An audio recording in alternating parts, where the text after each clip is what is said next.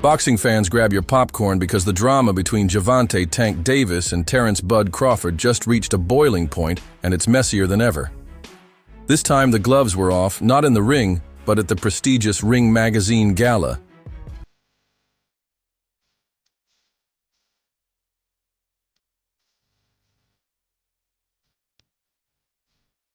Where Tank's absence sparked a war of words that left the boxing world buzzing. Here's the drama: Tank didn't even make the guest list for the gala, a snub that clearly had him feeling some type of way. 47, how does a fight with you and Terence Crawford look? 147? I tapped that chin, you know he going to sleep. I already know. I already know he ain't is. got no chin. I already know he is. You said no chin? I got round 5. Got round 6. But the real mess started when Terence Crawford decided to stir the pot, taking a slot-high yet savage shot at Tank's no-show. Crawford, the undisputed welterweight champ, isn't exactly known for holding back. And of course, Tank wasn't about to let that slide.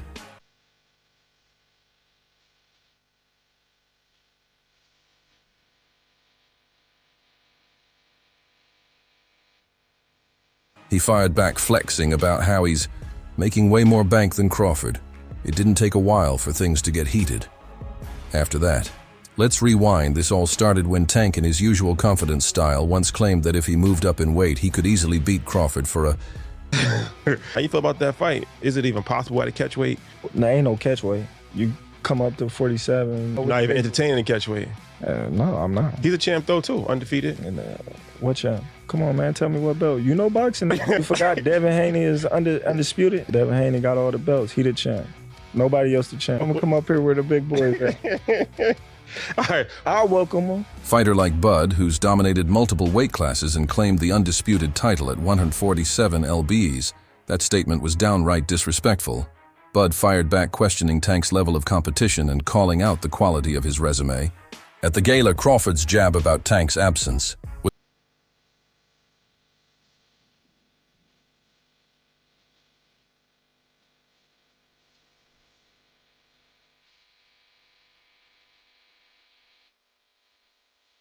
was a low-key reminder that Bud considers himself leagues above Tank.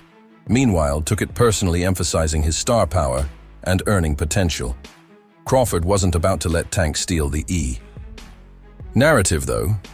25 is at the next year. I'm out of it. After our second fight. You're out of it? Yeah, Care to elaborate on that? out of the sport. After our second fight. Nah, no, I'm gonna win, bro. Nah, I could tell you my fights. Music: this beef couldn't have flared up at a more interesting time. Tank has announced that he plans to retire after 2025, giving him only 2 years to cement his legacy. With a fighter of his, Cali fans are expecting big fights. To close out his career, a clash with Crawford would be the perfect send-off, an iconic showdown between two generational talents. He's saying that he wants you, things like that. Does that stuff just sound crazy, or just like I'm supposed to be called out, you know? You know, when you look at all the great fighters, they was getting called out by everybody from different weight classes, so it's nothing, you know, that I'm not surprised about. A Tank would be something that, you know, he said he'll touch your chin and... Man, everybody say, you know, what they'll do, you know, but Tank is in his weight class for a reason, and I don't see him come up to 147 to face me no time. But while Tank seems eager to make the fight happen, Crawford isn't quite sold, and he's got his reasons. Bud has nothing left to prove. He's already an undisputed champion in 2 weight classes and widely regarded as one of the best pound-for-pound fighters in the world. So, Gervonta Davis speaking about you. Is that ever a possible fight? Yeah, if he want to dare to be great, he can be like all the other fighters that moving up 2 weight classes, and, you know, daring to be great. You would fight him.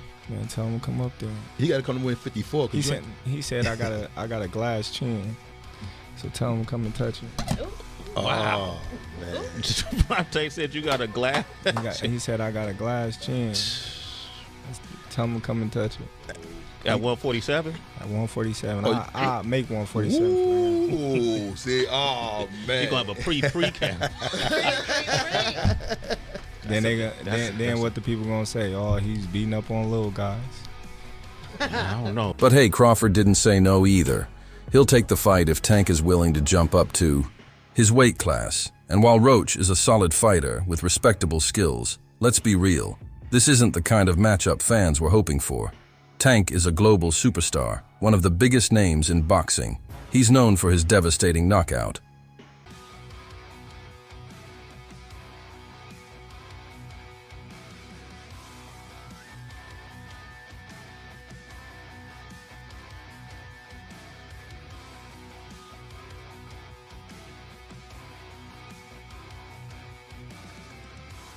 Power, his ability to sell out arenas, and his flair for the dramatic Lamont. Roach, on the other hand, is a talented but relatively unknown fighter for Tank.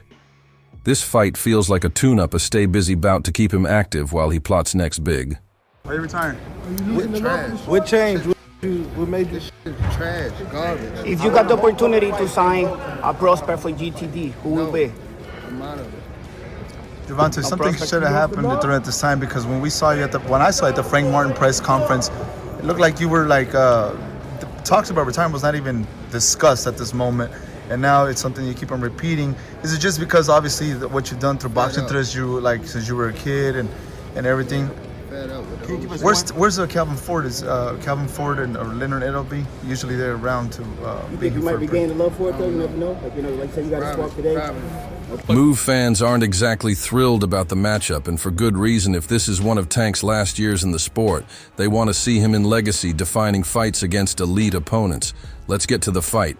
Everyone really wants to see Gervonta Davis versus Terence Crawford. This isn't just a boxing match, it's an event. Tank gave a little prediction on the fight, talked about Errol has a metal shield and you have a glass shield, talked about the punch resistance. What do you think of Tank's assessment?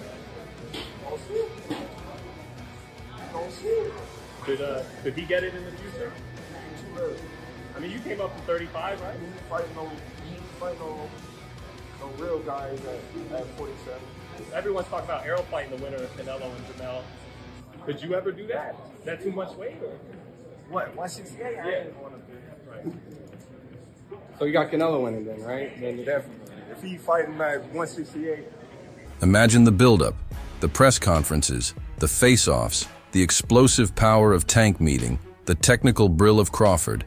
That's the kind of fight that sells out stadiums and shatters pay-per-view records. Here's the twist. Crawford isn't saying yes to the fight. Just yet, he's laid down a condition. And I promise you, you better lead them home. You better lead the females home. On my mother, you better lead the females home and the kids. On my mother. Yeah, now watch this. They gonna now be watch. There. They gonna be now there. watch. Now watch. What's different from 10 minutes ago when you said that? You know how when they told you say how like I posed for Lomachenko, right? And like how he said like he was retired and things like that. I feel as though like we've been in it so long that we are getting tired of it. Like we've been beating our body up so long, but it be like situations like just now, like where he talking that spark the plug again.